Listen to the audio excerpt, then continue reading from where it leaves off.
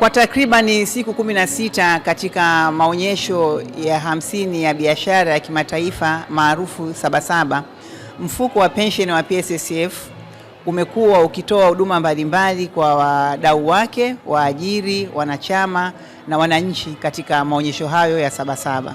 Banda letu la PSSF lilipokea wageni wapatao 1600 wakiwemo viongozi, wananchi, waajiriwa, wanachama wetu, wastaafu na wadau mbalimbali.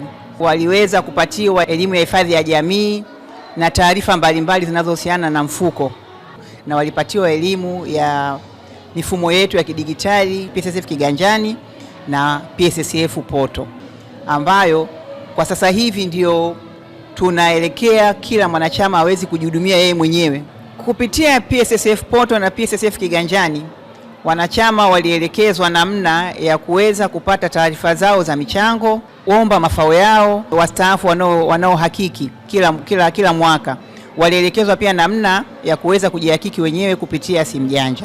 Pia kuweza kupata taarifa za uwekezaji, kwa mfano kununua viwanja, kununua nyumba, kujua miradi yetu ambayo tunaitekeleza katika mfuko wa PSSF. Kiwanda chetu cha Kilimanjaro Leather Shoes, hichi ni kiwanda ambacho kinatoa bidhaa za ngozi.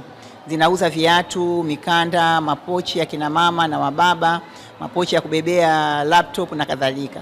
Hivyo waliweza kujipatia na kujinunulia kwa bei ambayo ni nafuu.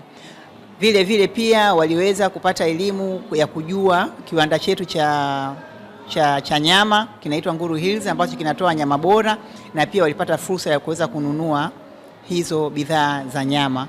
Uwekezaji wetu tunaoweka katika mfuko wa PSSF unaonyesha dhamira ya PSSF kuchochea ukuaji wa uchumi, kuongeza uzalishaji, ajira na kuendelea kutoa manufaa ya moja kwa moja kwa wanachama wake na kwa Watanzania kwa ujumla. Kwa niaba ya mkurugenzi mkuu wa PSSF, tunatoa shukrani za dhati kwa wadau wote na wageni wote waliotutembelea, na sisi PSSF tunasema leo kesho pamoja. Hivyo tukutane tena Sabasaba mwaka 2027.